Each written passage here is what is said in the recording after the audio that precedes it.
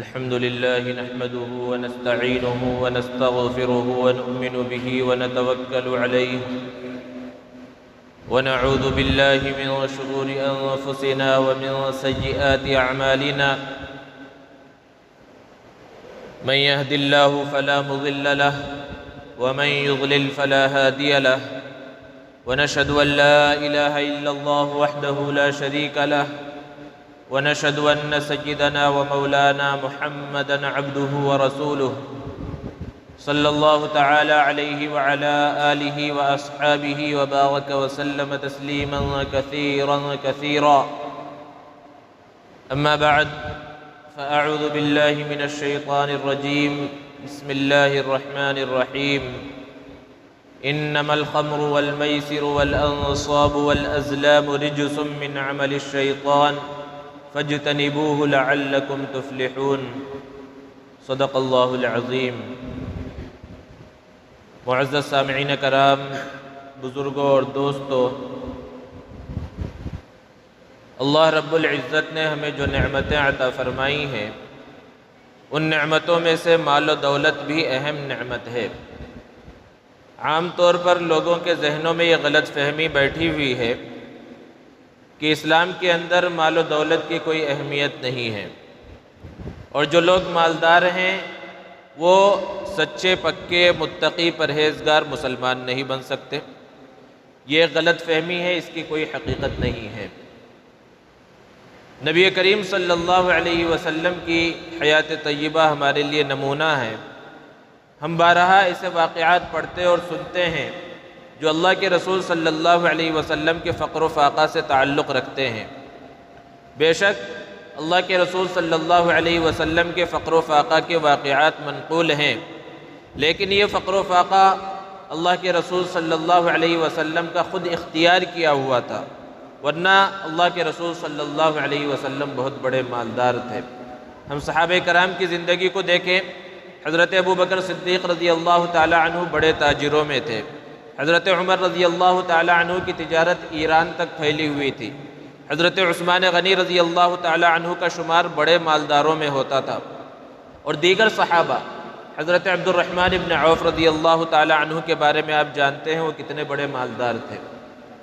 ایک صحابی کے بارے میں منقول ہے کہ جب ان کا انتقال ہوا اور ان کی جائیداد، ان کی وراثت کو تقسیم کیا گیا تو ان کی لڑکیوں کے حصے میں جو جائیداد آئی،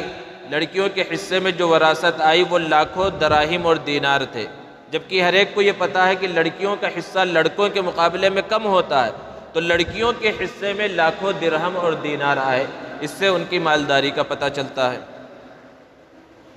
تو کہنے کا مقصد یہ ہے کہ مالداری اور مال کا ہونا کوئی بری چیز نہیں ہے کہ مال انسان کے ہاتھ میں بھی ہو، انسان کے جیب میں بھی ہو. ہاں، انسان کے دل میں نہیں ہونا چاہیے، یعنی اس دنیا کی محبت، مال کی محبت نہ ہو.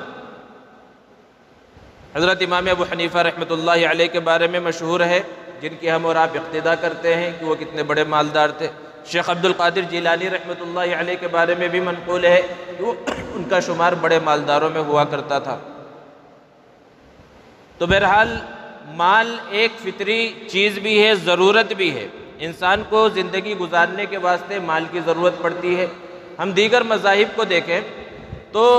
دوسرے مذاہب کے اندر جو ان کے مذہبی رہنما اور پیشوا ہیں ان کو کسب معاش کے اختیار کرنے کی اجازت نہیں ہے.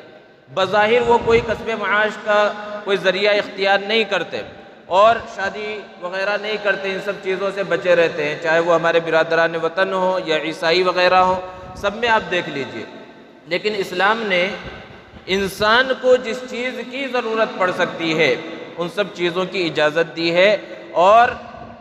کسب معاش، مال کا کمانا، یہ انسان کی بنیادی ضرورتوں میں سے ہے. اس لیے صرف اس کی اجازت ہی نہیں دی بلکہ اس کی جانب تاکید بھی فرمائی. اللہ کے رسول صلی اللہ علیہ وسلم نے ارشاد فرمایا، طلب کسب الحلال فریضۃ بعد الفریضہ. حلال روزی کا طلب کرنا نماز جیسے اہم فرائض کے بعد ایک اہم فرض ہے، اہم فریضہ ہے.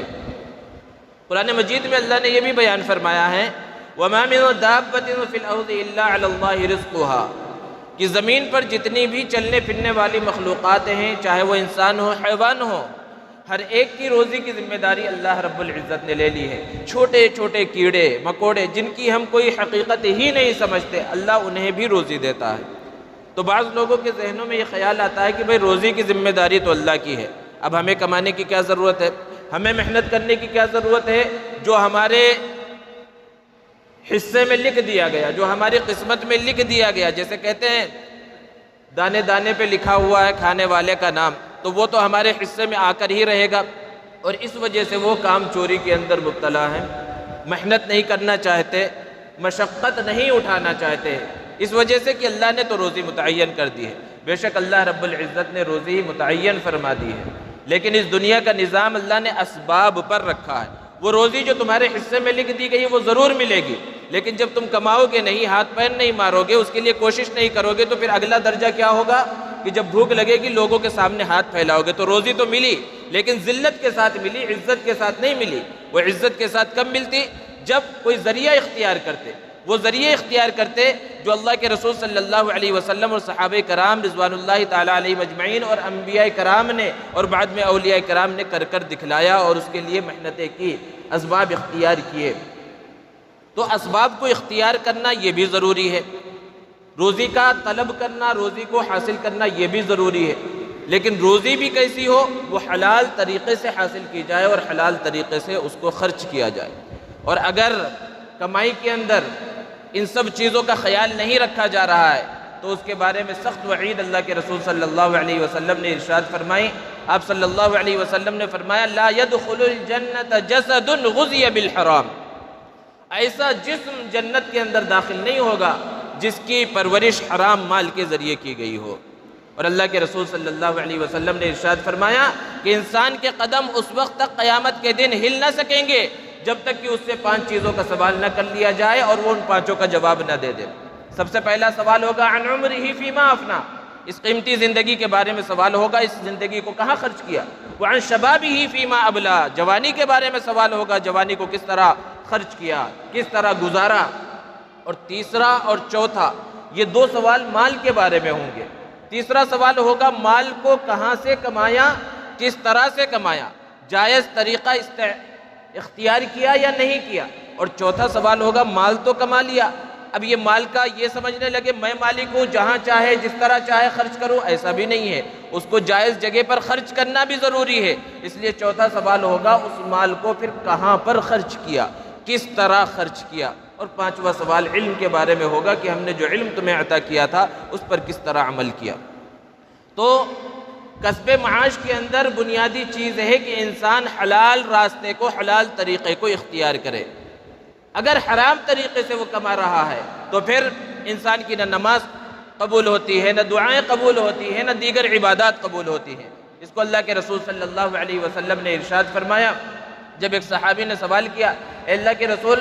آپ میرے لیے دعا کر دیں کہ میں مستجاب الدعوات بن جاؤں۔ مستجاب الدعوات ایسے شخص کو کہتے ہیں جس کی ہر دعا قبول ہو جائے۔ اللہ کے رسول صلی اللہ علیہ وسلم نے ارشاد فرمایا کہ دیکھو اگر تم مستجاب الدعوات بننا چاہتے ہو حلال روزی کھاؤ، حرام کو چھوڑ دو، تمہاری دعائیں قبول ہوگی، تم خود بخود مستجاب الدعوات بن جاؤ گے۔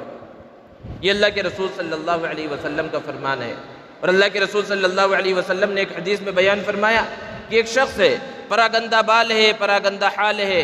سفر کے اندر ہے، جبکہ اللہ کے رسول صلی اللہ علیہ وسلم نے فرمایا ہے کہ سفر میں چونکہ مشقت ہوتی ہے، پریشانی ہوتی ہے، انسان کی دعائیں قبول ہوتی ہیں، لیکن دوسری جگہ پر اللہ کے رسول صلی اللہ علیہ وسلم فرما رہے ہیں کہ پراگندہ حال ہے، پراگندہ بال ہے، سفر میں بھی ہے اور اللہ رب العزت کو پکار رہا ہے یا رب یا رب یا رب، دعائیں مانگ رہا ہے، لیکن اس کی دعا اس کے منہ پر مار دی جاتی ہے۔ کیوں؟ کیونکہ اس کا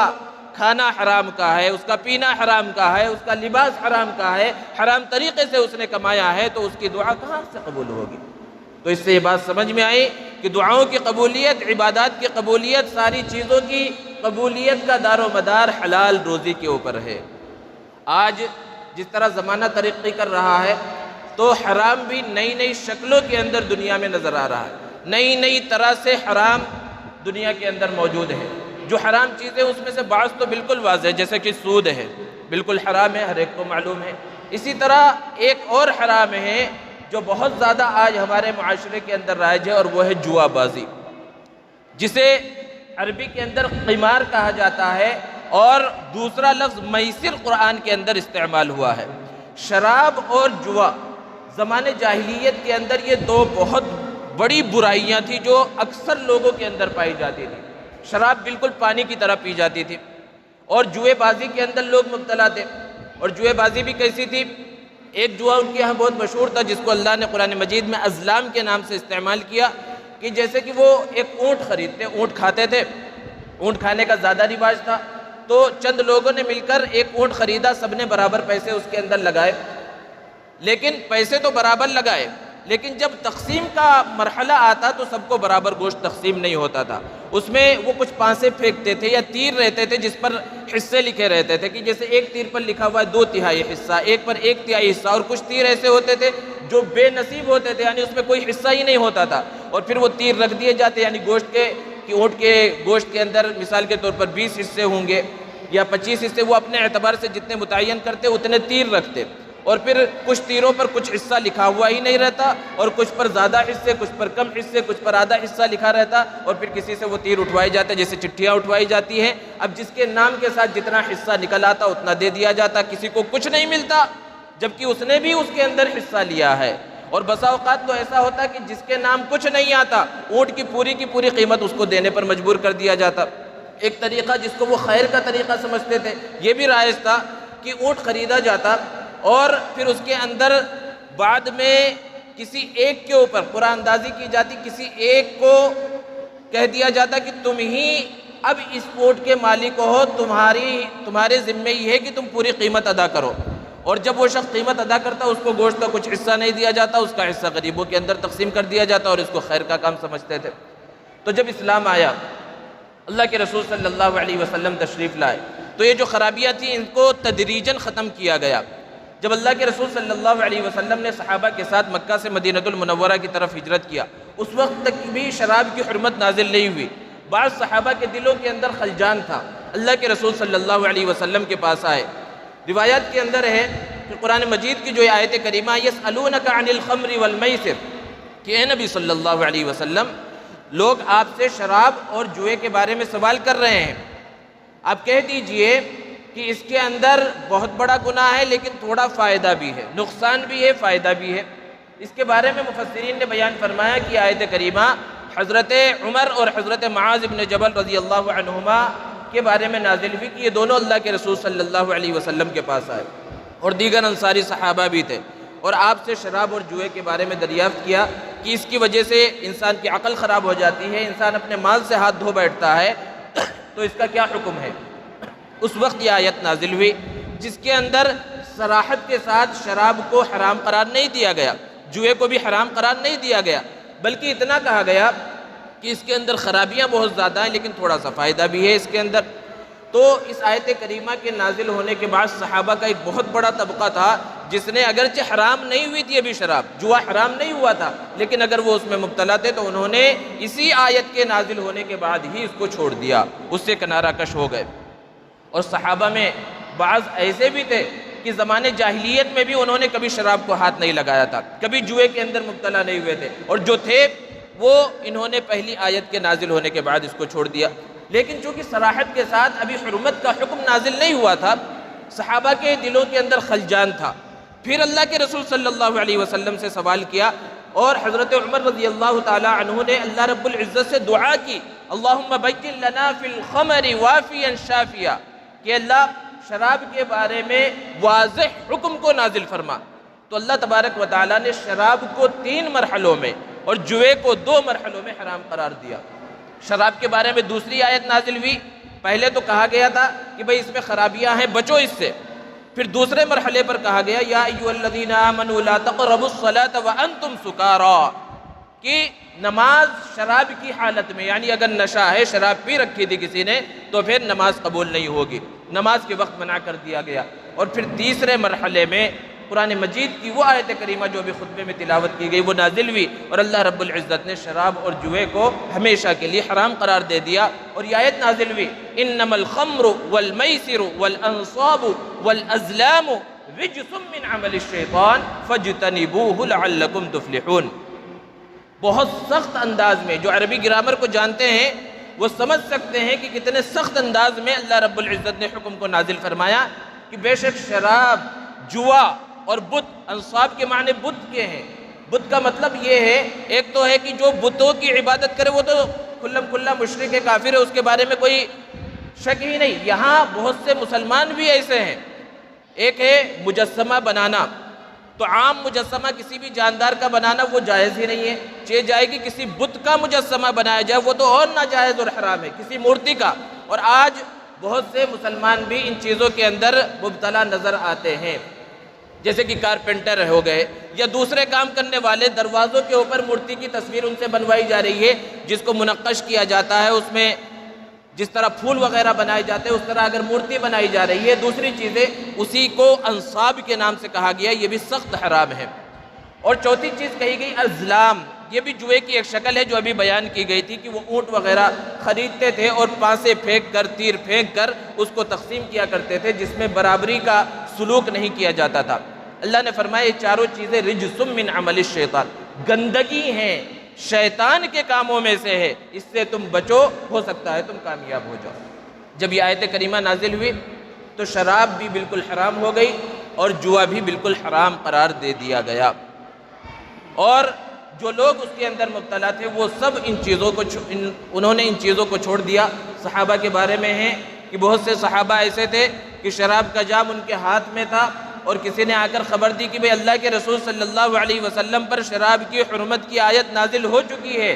وہ جام وہاں سے نیچے آ گیا، منہ تک نہیں گیا، اور بہت سے شراب کا کاروبار کرتے تھے، بہت بڑا بڑا اسٹاک باہر ملکوں سے خرید کر لے کر آ گئے تھے، لیکن جب پتہ چلا شراب کی حرمت نازل ہو چکی ہے، اپنے نقصان کو نہیں دیکھا، شراب کے بڑے بڑے قیمتی ہزاروں کے مٹکے انہوں نے ویسے ہی توڑ دیے، اور شراب مدینے کی گلیوں میں ایسے بہنے لگا جیسے کہ جب بارش ہوتی ہے تو گلیوں میں پانی بہتا ہے، اس طرح شراب بہہ رہی تھی، تو انہوں نے اس کو چھوڑ دیا۔ اب موجودہ زمانے میں جوئے کی بہت ساری شکلیں رائج ہیں، الگ الگ انداز میں تجارت کے اندر جوا ہے، دیگر چیزوں میں خریداری کے اندر جوا ہوتا ہے، بہت ساری چیزوں میں، جیسے کہ لوگ لاٹری خریدتے ہیں، بولتے ہیں لاٹری لگ گئی، تو لاٹری کیا چیز ہے؟ یہ سراسر جوا ہے۔ لاٹری کے ٹکٹ پہلے خریدے جاتے ہیں، کچھ لوگ جو خریدتے ہیں اس کو، یہ سراسر حرام ہے۔ اصل میں جوا کہتے کسے ہیں؟ اردو میں جوا کہا جاتا ہے، عربی میں قمار ہے، میسر ہے، انگلش کے اندر گیملنگ وغیرہ کہتے ہیں۔ تو اصل میں جوا ہے کیا؟ کہ انسان اپنا کچھ پیسہ لگائے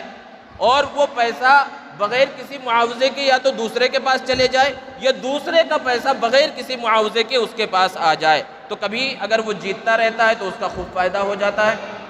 بغیر محنت اور مشقت کے اس کو بہت زیادہ پیسہ مل جاتا ہے، اور بہت سی مرتبہ جب ہارتا ہے تو اس کا جو قیمتی پیسہ تھا، جو اس نے محنت سے کمایا تھا، وہ اس کے ہاتھ سے چلا جاتا ہے۔ اس کی انفرادی خرابیاں بھی ہیں، معاشرتی خرابیاں بھی ہیں۔ ایک تو یہ ہے کہ جو جوئے بازی کی لت میں مبتلا ہو جاتا ہے وہ طرح طرح کی برائیوں میں مبتلا ہوتا ہے۔ ایک تو وقت اس کا خراب ہوتا ہے، وہ اسی ادھیڑ بن میں لگا رہتا ہے کہ کس طرح میں جوا کھیلوں اور کس طرح میں کامیاب ہوں، اور لالچ اس کے اندر پیدا ہو جاتی ہے۔ ایک مرتبہ جب جیت جاتا ہے، تھوڑا پیسہ لگایا، زیادہ پیسہ حاصل ہو گیا، تو لالچ، مال کی لالچ پیدا ہوتی ہے، اور صحیح جگہ پر پیسہ لگانے کے بجائے پھر وہ جوئے میں لگانا چاہتا ہے، اور لالچ اس کے اندر بڑھتی چلی جاتی ہے، اور اگر ہار جائے تو پھر نفرت، عداوت، بغض پیدا ہوتا ہے اس شخص کے جو سامنے جس نے جیت لیا، کیونکہ کوئی بھی نہیں چاہتا کہ اس کو ہار جائے، اس کا پیسہ اس کے ہاتھ سے چلا جائے، اور پھر جب ہارتا چلا جاتا ہے تو معاشرتی برائیوں میں مبتلا ہو جاتا ہے کہ پھر چونکہ اس کو لت لگ گئی ہے جوا کھیلنے کی، اب پیسے کی ضرورت ہے، اب پیسہ ہے ہی نہیں، تو غلط طریقوں سے پیسے کو حاصل کرتا ہے، چوری کے ذریعے، ڈکیتی کے ذریعے، لوٹ مار کے ذریعے۔ تو اس طرح بہت ساری خرابیاں جوئے کے ذریعے پیدا ہوتی ہیں، جس سے معاشرہ تباہ و برباد ہو جاتا ہے۔ جوئے کی ایک بہت بڑی شکل جو ہمارے معاشرے کے اندر رائج ہے وہ انشورنس کی ہے۔ عام طور پر ہر چیز کا انشورنس ہوتا ہے، ایک لائف انشورنس ہے، LIC وغیرہ ہے دوسرے، اسی طرح گاڑیوں کا انشورنس ہوتا ہے، چیزوں کا ہیلتھ انشورنس ہے وغیرہ۔ تو انشورنس کہتے کسے؟ اس کی بنیاد جوئے اور سود کے اوپر ہے۔ تو یہ کرانا جائز ہے یا ناجائز ہے؟ پورے علماء کا متفقہ فیصلہ ہے کہ کوئی سا بھی انشورنس کرانا جائز نہیں، لیکن اب یہاں سوال پیدا ہوگا کہ آپ گاڑی چلا رہے ہیں، کار چلا رہے ہیں، بائک چلا رہے ہیں، کہیں بھی ٹریفک پولیس والے پکڑ لیں گے، آپ کے پاس انشورنس نہیں ہوگا، چالان لگے گا۔ تو ایسے ممالک کہ جہاں پر قانونی طور پر کسی چیز کے بارے میں لازم کر دیا گیا ہو کہ اس کا انشورنس کرانا ہی کرانا ہے ورنہ آپ کا پیسہ خامخواہ خراب ہوگا، تو علماء نے اس کی اجازت دی ہے اس حد تک کہ یہاں چالان سے بچنے کے واسطے، اپنے نقصان سے بچنے کے واسطے ایسے انشورنس کرائے جا سکتے ہیں۔ لیکن جو لائف انشورنس ہے، ہیلتھ انشورنس ہے یا چیزوں کا انشورنس ہے، دوسری چیزوں کا، اس میں ہمارے ملک ہندوستان کے اندر کوئی ایسی پابندی حکومت کی طرف سے نہیں ہے۔ تو اس کے اندر بنیادی طور پر جوا اس طرح پایا جاتا ہے جیسے کہ گاڑی وغیرہ ہے، تو اس کا انشورنس اگر جتنے دنوں کا انشورنس ہے اتنے دنوں کے اندر آپ نے پیسہ جمع کر دیا ہے اور پیسہ بہت بڑی مقدار میں نہیں ہے، لیکن اگر آپ کی گاڑی کا ایکسیڈنٹ ہوتا ہے، گاڑی کا نقصان ہوتا ہے یا کسی بھی چیز کا نقصان ہوتا ہے تو وہ کمپنی ذمہ دار ہے کہ آپ کے اس نقصان کو پورا کرے۔ یعنی آپ نے جمع کیا تھا 1000 اور آپ کا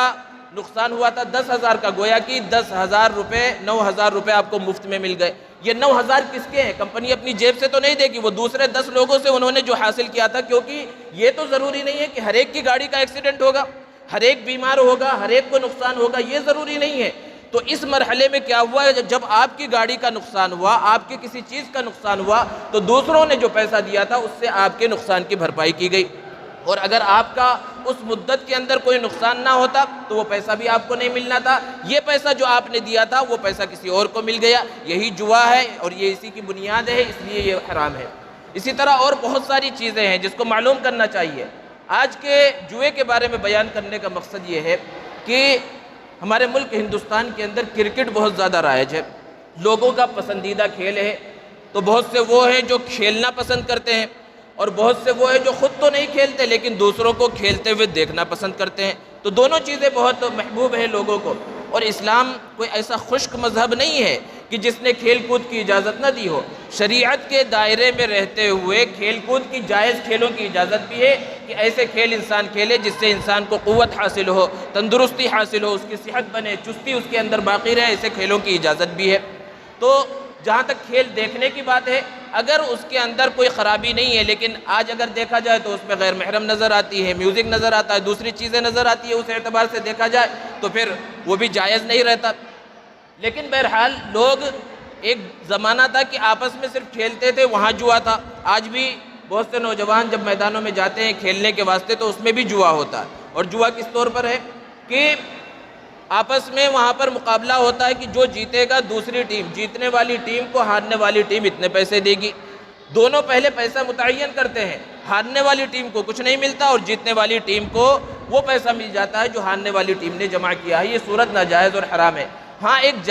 جواز کی صورت ایک دوسری ہے کہ کوئی تنظیم، کوئی کمیٹی میچ کروا رہی ہو اور انعام اس نے متعین کیا ہو، کھلاڑیوں نے پیسہ نہ لگایا ہو، ٹیم نے پیسہ نہ لگایا ہو، کمیٹی نے یہ کہا ہو، کسی بھی کمیٹی یا تنظیم نے کہ جو بھی میچ جیتے گا اسے کمیٹی کی طرف سے انعام دیا جائے گا، تو یہ انعام ہے، یہ جوا اور حرام نہیں ہے۔ لیکن عام طور پر جب آپس میں ٹیمیں کھیلتی ہے اور اس طرح متعین کیا جاتا ہے، وہ سراسر جوا ہوتا ہے اور حرام ہوتا ہے۔ تو یہ تو کھیلنے کے اندر ہے۔ دوسرے لوڈو کا گیم ہے یا کیرم بورڈ ہے یا کوئی بھی کھیل ہو جس میں اس طرح شرط لگا کر کھیلا جا رہا ہے، وہ سب ناجائز اور حرام ہے۔ اور اگر ہو سکتا ہے اس میں بظاہر پیسہ آتا ہوا نظر آ رہا ہو، لیکن ابھی جیسے ابتدا میں بیان کیا گیا، اللہ کے رسول صلی اللہ علیہ وسلم نے کیسی سخت وعیدیں بیان فرمائی ہیں، اور ایسے مال کے اندر برکت نہیں ہوتی، بظاہر بڑھتا ہوا نظر آتا ہے لیکن ایک وقت وہ آتا ہے کہ وہ ہاتھ سے نکل جاتا ہے اور انسان پھر ہاتھ ملتے ہی رہ جاتا ہے۔ کرکٹ کے جو میچ چلتے ہیں، انٹرنیشنل کرکٹ ہو یا جو IPL اب چل رہا ہے، بڑے پیمانے پر گزشتہ 10 سالوں سے مسلسل یہ ٹورنامنٹ ہو رہا ہے اور اس میں کئی ٹیمیں کھیلتی ہیں، اس کے اندر تو جوا سٹہ بہت زیادہ بھرا ہوا ہے۔ آپ روزانہ اخبارات میں پڑھتے ہوں گے، نیوز میں سنتے ہوں گے کہ فلاں جگہ سے اتنے لوگوں کو گرفتار کیا گیا سٹے بازی کے جرم میں، فلاں جگہ پر اتنے لوگوں کو گرفتار کیا گیا، یعنی ہر طرف پھیلا ہوا ہے۔ تو ایک تو بڑے پیمانے پر سٹہ کھیلا جا رہا ہے اور بڑی بڑی تنظیمیں اس کے اندر مبتلا ہیں اور بڑے بڑے لوگ کھیل رہے ہیں، اور قانونی طور پر وہ سپورٹ بھی حاصل کر رکھے ہیں انہوں نے کہ وہ پکڑے بھی نہیں جاتے، اور چھوٹا چھوٹا سٹہ اور چھوٹا چھوٹا جوا بھی اس میں کھیلا جاتا ہے۔ مسلمان نوجوان آج کل بہت زیادہ اس لت کے اندر مبتلا ہیں کہ چند جگہ پر چند دوست جمع ہو گئے، ہوٹل میں بیٹھ گئے، چبوتروں پر بیٹھ گئے، یوں ہی دکانوں کے اوپر بیٹھ گئے، فون کے اوپر، موبائل پر یا ٹی وی پر انٹرنیٹ کے ذریعے وہ میچ دیکھ رہے ہیں، اور اس میں آپس میں وہ سٹہ لگاتے ہیں کہ بھئی اس بال پر چوکا لگے گا یا چھکا لگے گا، اگر چوکا لگا تو اتنے پیسے، آپس میں وہ شرط لگاتے ہیں، سامنے والا کہتا ہے بھئی نہیں یہ بال، اس بال کے اوپر چوکا نہیں لگے گا، ایک نے کہا نہیں چوکا لگے گا، اب انہوں نے 100 روپے کی 1000 روپے کی شرط لگا دی، یہ سراسر جوا ہے، حرام ہے۔ اور صرف